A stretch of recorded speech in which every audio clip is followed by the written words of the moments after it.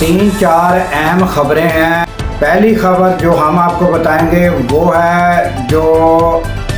غزہ اور اسرائیل کے مابین معاہدہ طے پایا ہے، اس کے بارے میں ہم آپ کو بتائیں گے۔ دوسرا TLP کے ہیڈ کوارٹر پر جو حملہ ہوا اور شہادتیں اور زخمی لوگ ہوئے اور آئندہ حکومت کی حکمت عملی کیا ہو رہی ہے یہ ہم آپ کو بتائیں گے۔ اس کے علاوہ سہیل افریدی کی تعیناتی کے بارے میں بات کریں گے اور عوام کا کیا رد عمل ہے خیبر پختونخوا کی، اس پر بات کریں گے۔ سینیٹر مشتاق جو ہیں انہوں نے انٹرویو دیا ہے اور بڑے بڑے انکشافات کیے ہیں، یہ بھی ہم آپ کے سامنے رکھیں گے۔ اور چوتھے نمبر پر جو خبر ہے ناظرین، تازہ ترین کہ افغانستان میں کوئی ایئر اسٹرائک کی گئی ہے،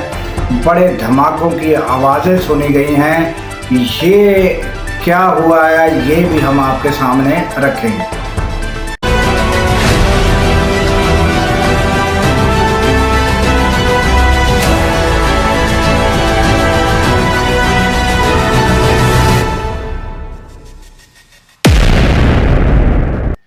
تو سب سے پہلے ناظرین جو غزہ جنگ بندی کے بارے میں کہا جا رہا تھا تو اس میں جو ہے وہ پتہ چلا ہے کہ ایک اہم پیش رفت ہوئی ہے اور یہ خبریں آ رہی ہیں کہ حماس اور اسرائیل کے مابین بات چیت کے ساتھ معاملے طے پا گئے ہیں، اور اس میں مین جو طے بات پائی ہے اس میں جو حماس ہے وہ ایک حد تک جو ہے وہ پیچھے ہٹے گی اور جو اس کے بعد جو قیدی ہیں وہ رہا کیے جائیں گے اور امن معاہدے پر جو ہے پھر دستخط جو ہے وہ 24 گھنٹے میں متوقع ہے،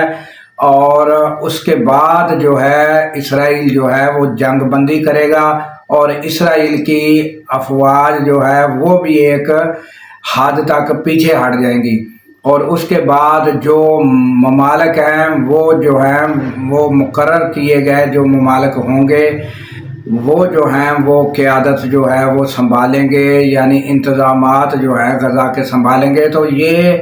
خبریں آ رہی ہیں کہ یہ معاہدہ طے پا چکا ہے اور اس میں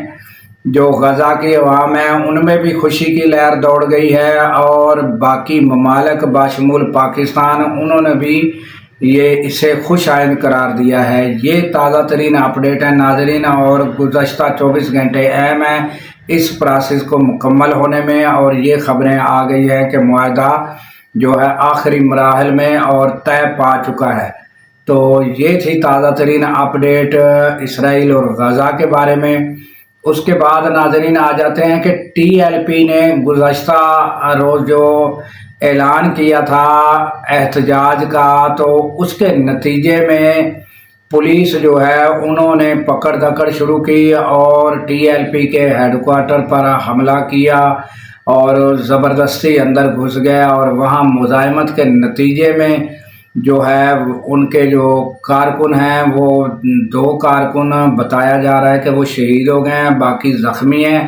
اور یہ کشیدگی ناظرین بڑھ چکی ہے۔ اور اس کے نتیجے میں ناظرین آج جو ہے دفعہ 144 نافذ کر دی گئی ہے اسلام آباد میں، اور پنڈی فیض آباد میں انہوں نے جو ہے احتجاج کا اعلان کیا تھا۔ تو ناظرین پوزیشن یہ ہے کہ کنٹینر لگا کر راستے جو ہیں وہ بند کر دیے گئے ہیں۔ اب دیکھنا یہ ہوگا کہ TLP کے جو کارکن ہیں یا جو قیادت ہے وہ کیا فیصلہ لیتے ہیں۔ یہ تازہ ترین صورتحال TLP کے بارے میں ہے ناظرین، اور اس کے علاوہ جو سینیٹر مشتاق ہے ان کے بارے میں تمام تفصیلات ہم آپ کو بتا چکے ہیں کہ وہ جو سمود گلوبل فلوٹیلا کے ہمراہ وہ گئے تھے کشتیوں کے کاروان کے ساتھ، پھر ان کی گرفتاری ہوئی۔ تو اب انہوں نے جو پہلا تفصیلی جو انٹرویو دیا ہے وہ حامد میر کا کیپٹل ٹاک پروگرام ہے، اس میں انہوں نے تفصیل کے ساتھ انٹرویو دیا ہے اور وہاں ان سے سوالات پوچھے گئے، اور انہوں نے ان کے جوابات بڑے تفصیل سے دیے ہیں، اور اس میں سے ایک سوال کا جواب جو ہے جو دیا، اور اس میں جو ہے ناظرین پتہ چلتا ہے کہ انسان کا جو ایمانی جذبہ ہوتا ہے وہ کس حد تک جا سکتا ہے اور کتنا مضبوط ہو سکتا ہے۔ تو یہ میں نے ایک کلپ ہے جو آپ کو سنوانا ہے کہ جب انسان ایک ایمانی جذبے کے ساتھ ایک لمٹ سے آگے گزر جاتا ہے تو پھر اسے نہ موت کا خوف ہوتا ہے، نہ کسی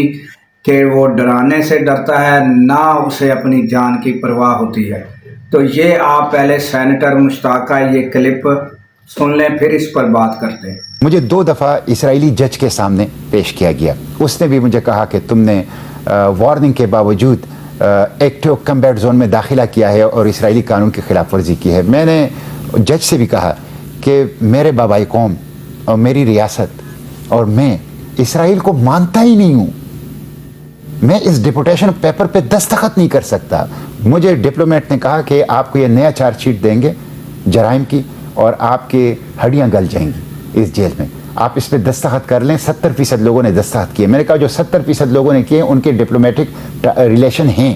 میری نہیں ہے، میں مانتا ہی نہیں ہوں اسٹیٹ کو، ایک ناجائز ریاست ہے، میری ہڈیاں گل جائیں، میرے گوشت یہاں پہ کیڑے کھائے، لیکن میں کسی صورت اس ڈپوٹیشن کاغذ پہ دستخط کرنے کا مطلب یہ ہے کہ اسرائیل ایک ملک ہے جس کو میں تسلیم کرتا ہوں اور جس کے قانون کی میں نے خلاف ورزی کی ہے، یہ میں کسی صورت نہیں کروں گا۔ تو 3 گھنٹے وہ میرے ساتھ بیٹھا رہا ایک پنجرے کے اندر، لیکن میں نے اس کی بات کو تسلیم نہیں۔ تو ناظرین آپ نے سنا کہ انہوں نے بتایا کہ جب مجھے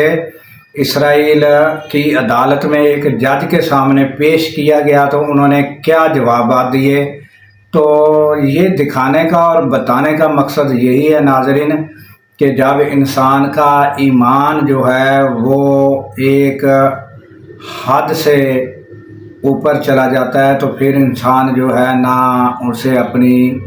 موت کی پرواہ ہوتی ہے تو نہ اس کے دل میں کوئی خوف ہوتا ہے۔ تو یہ آپ نے کلپ سنا، اور اس کے بعد ناظرین ہم آ جاتے ہیں کہ یہ جو تازہ ترین مبینہ طور پر بتایا جا رہا ہے کہ یہ ابھی یہ خبر جو ہے یہ جس ٹائم میں ویڈیو ریکارڈ کر رہا تھا کچھ لمحات پہلے خبر آئی ہے، اور پتہ یہ چلا ہے کہ افغانستان میں بہت بڑے حملہ ہوا ہے اور وہاں دھماکوں کی آوازیں سنی گئی ہیں، اور ناظرین یہ کوئی اہم شخصیت کی ہلاکت کی بھی خبریں آ رہی ہیں۔ تو یہ تازہ ترین اپڈیٹ ہے۔ اگر یہ سارے معاملات حقیقت ہیں اور اگر یہ معاملہ جو خبریں آ رہی ہیں اور بیان کی جا رہی ہیں اگر یہ سچ ہوتی ہیں، اور پھر اس پر جو ہے تفصیل سے گفتگو ہو سکے گی۔ تو تازہ ترین ناظرین یہ اپڈیٹ ہے جو ہم نے آپ کے سامنے رکھی، اور اس کے علاوہ اب آ جاتے ہیں ناظرین سہیل آفریدی کا جو معاملہ ہے، وہ اس کے جو اس کا اعلانات کے بعد جو عوام میں ناظرین جوش و ولولہ پایا جا رہا ہے، جوش و خروش پایا جا رہا ہے، تو وہاں کی عوام جو ہے وہ بڑی خوش ہے، اور وزیر اعلیٰ بننے سے پہلے ہی اس کو بڑا پروٹوکول دیا جا رہا ہے اور بڑی خوشیاں منائی جا رہی ہیں۔ تو یہ دیکھنا ہوگا کہ وہ منصب سنبھالنے کے بعد جو ہے وہ کیا رویہ اختیار کرتے ہیں، کیا رخ اختیار کرتے ہیں، اور کیا وہ جو پی ٹی آئی کی توقعات ہیں اور جو پی ٹی آئی کی عوام کی امیدیں ہیں اور عمران خان کی امیدیں ہیں، اور جو عمران خان نے احکامات علی امین گنڈاپور کو دیے تھے وہ عمل نہیں کر سکے، تو کیا یہ جو سہیل آفریدی ہے یہ ان پر پورا اتریں گے؟ یہ آنے والا وقت ہی بتائے گا۔ تو ناظرین اس کے ساتھ ہی ہمیں دیجیے اجازت کہ اللہ تعالیٰ پاکستان کی خیر فرمائے، پاکستان کی سرحدوں کی خیر فرمائے، اور سرحدوں پر مامور ہمارے جوانوں کو اللہ تعالیٰ شاد و آباد رکھے، کیونکہ ناظرین جب ہم راتوں کو سو رہے ہوتے ہیں وہ سرحدوں پر جاگ رہے ہوتے ہیں۔ اللہ حافظ۔